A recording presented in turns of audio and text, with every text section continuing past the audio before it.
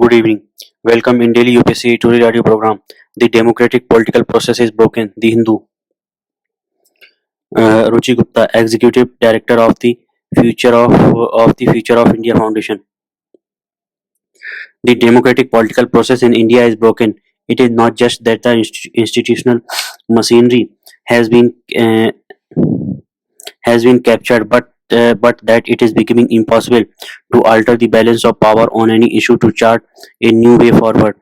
At its heart, the democratic political process is not about regime change or resistance. The purpose of democratic politics is to facilitate constructive collaboration, of which capturing power and regime change is one part.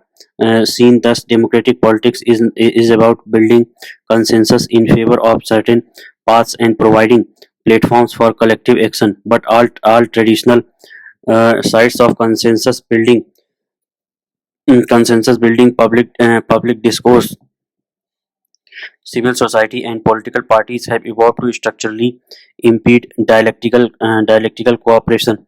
This is different from the issue of institutional capture because institutions of the state are downstream of the political process. Such institutions can neither be in the business of facilitating collective nor mooting alternatives.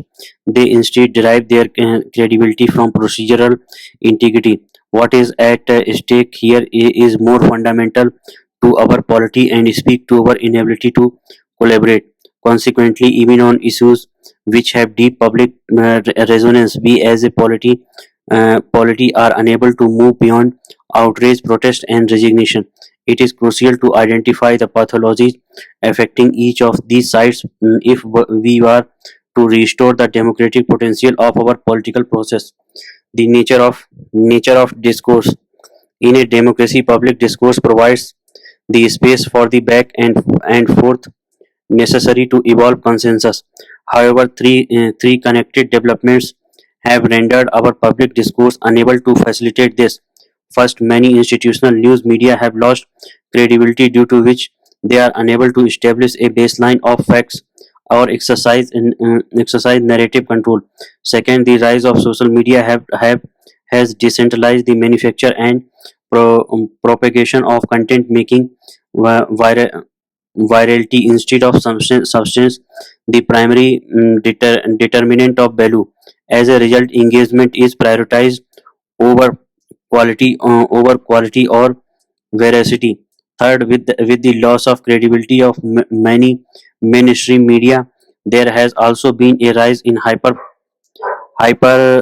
partisanship, wherein people are no longer interested in dialogue or deliberation, and news content is primarily a tool to promote functional interest.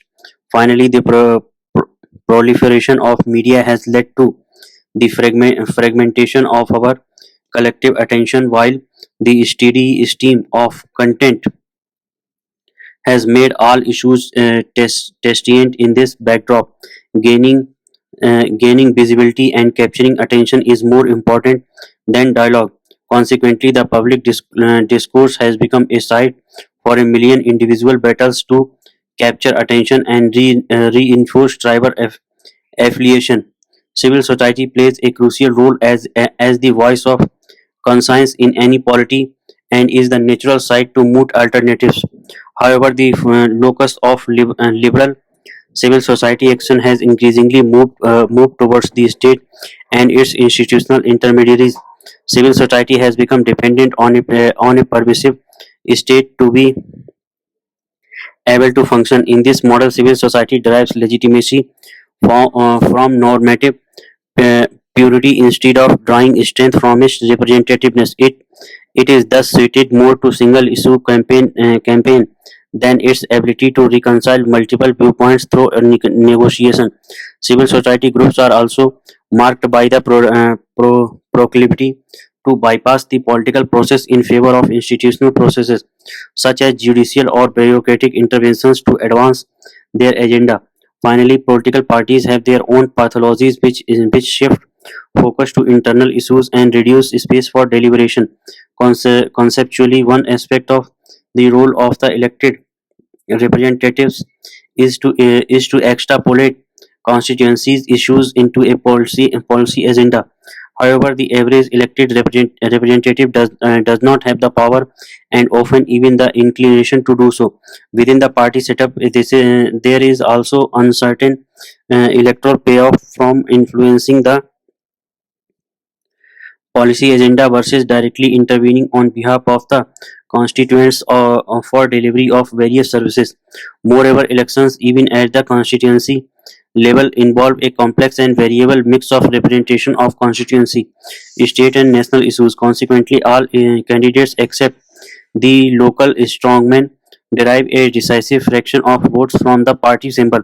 This tilts the balance of power heavily towards decision makers for party tickets within the party. This is further compounded by the fact that institutional positions of power in any party are a fraction of the actual aspirants, leading to a preoccupation with internal ma- machination and psy- psychophancy. Our ability to come together. These various pathologies feed off each other to fracture our ability to come together. The media may highlight issues, but moving forward requires organization by civil society and political parties. On the other hand, the dysfunction in our information ecosystem has powered the rise of unserious individuals to positions of influence. The top-down nature of parties has altered the structure of civil society by raising the bar for grassroots mobilization to an untenable heights, leaving civil society groups to direct their energies into lobbying through intermediary institutions or becoming agents for the execution of bureaucratic projects. This has depleted the organizational strength of civil society and reduced its ability to intervene in the political process for correctives. The dialectical nature of these pathologies resist easily fixes, but for the world's largest democracy, the complexity of the issue is not reason enough to not try. Complexity of the issue is not reason enough to not try. Thank you.